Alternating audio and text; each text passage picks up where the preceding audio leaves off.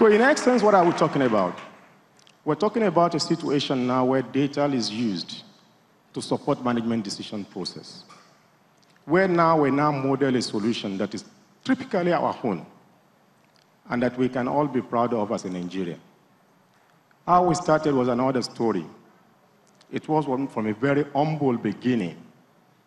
We are constrained by a number of challenges that we can define by the deficit that we have in infrastructure and resources, moral and financial.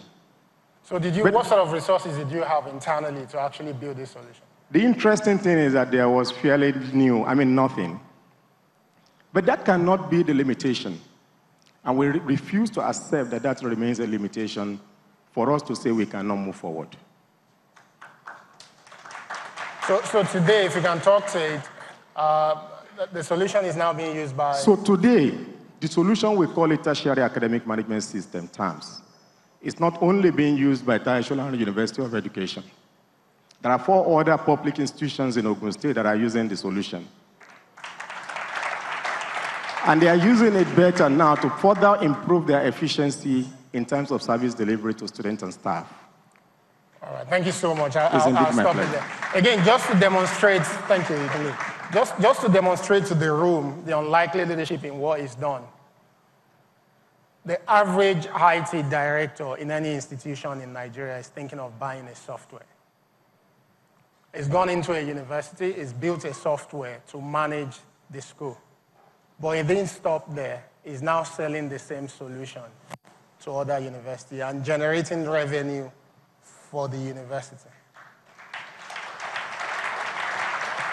So when you compare that university to similar universities in Ogun State, and they have better opportunity for sustainability, you won't understand where their resources is coming from.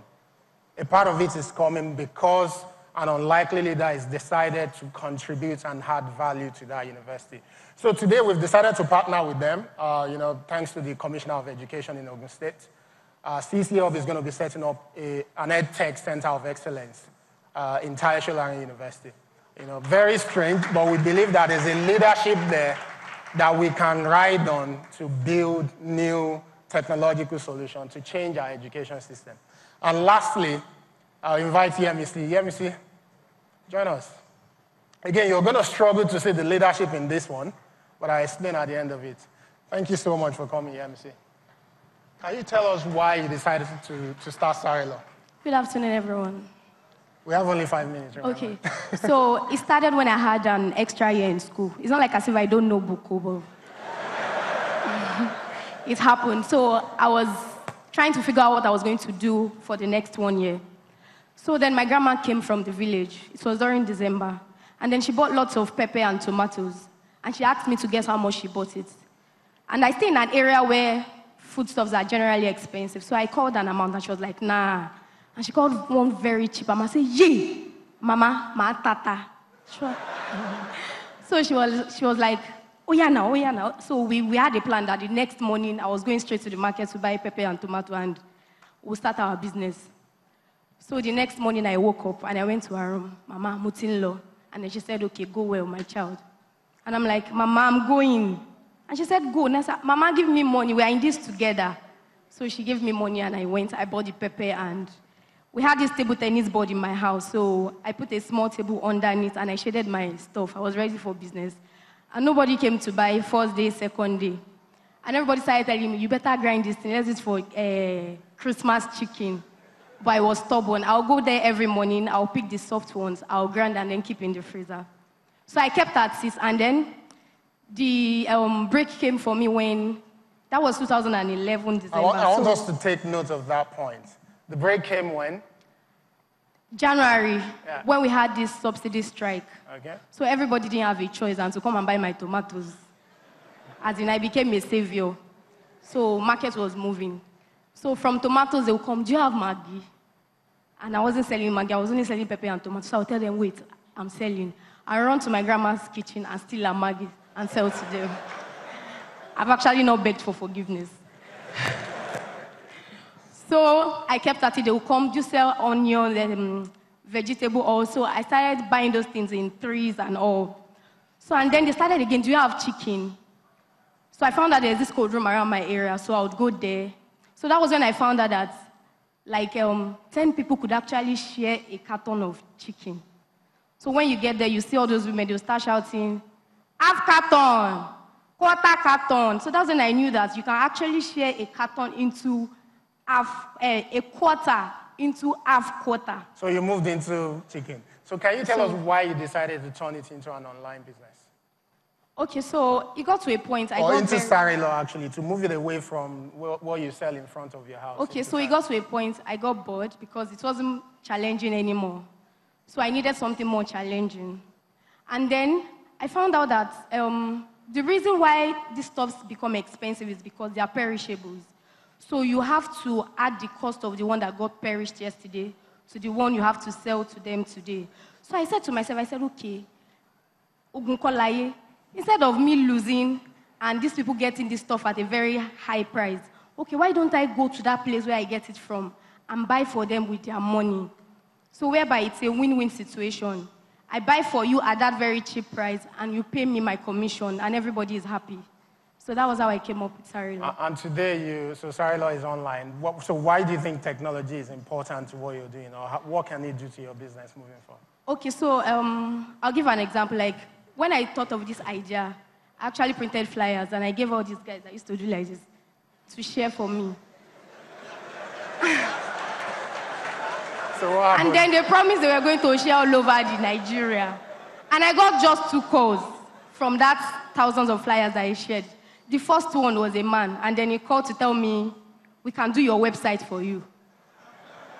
And the second person was the only customer I got.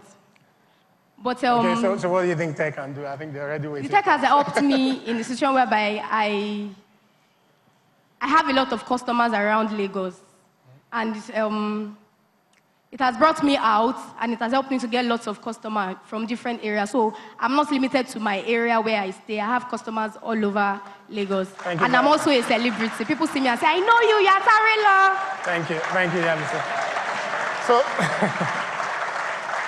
So just to wrap up, the unlikely leadership in that for me, and the reason why we decided to invest in this business, is the fact that you pay what you pay more expensively for the food you eat, especially the perishable, according to her, because they have to make the cost of the one they didn't sell yesterday off you today. And with technology, what we can do with that is make it on demand. You buy, you order, they buy, and they sell to you. And I think one problem she has, because I order food from her, and I actually warn her, I don't want a lot. If you order 100 naira worth of tomato from Sarilo, if you're not careful, you're going to end up wasting it. Because she goes to my 2 or my 12, or what's it called, to buy, and she buys it in bulk. So to conclude, I think it's important for us to understand that the problem that we face as a society is deeper than what just government can solve. Each and every one of us, and the smartest of the people amongst us, needs to wake up to the fact that we need to collectively solve this problem.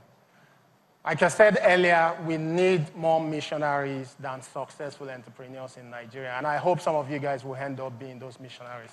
Thank you.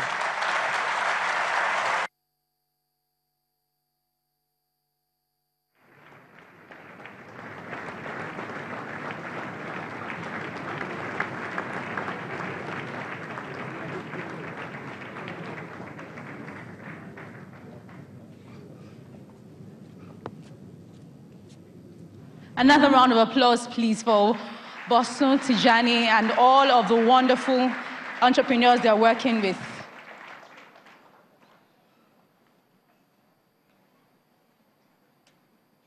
Remember, the platform is still live on... and we just listened to 2 wonderfully passionate speakers. Channels TV.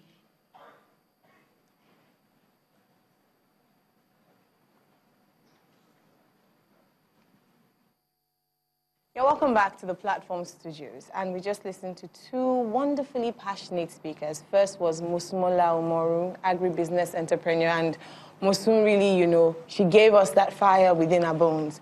And second was Bosun Tijani, co-founder of the CC Hub. And we saw all of the examples of people that have used technology to do amazing stuff and how technology is really changing the world. And that's really the core of this platform.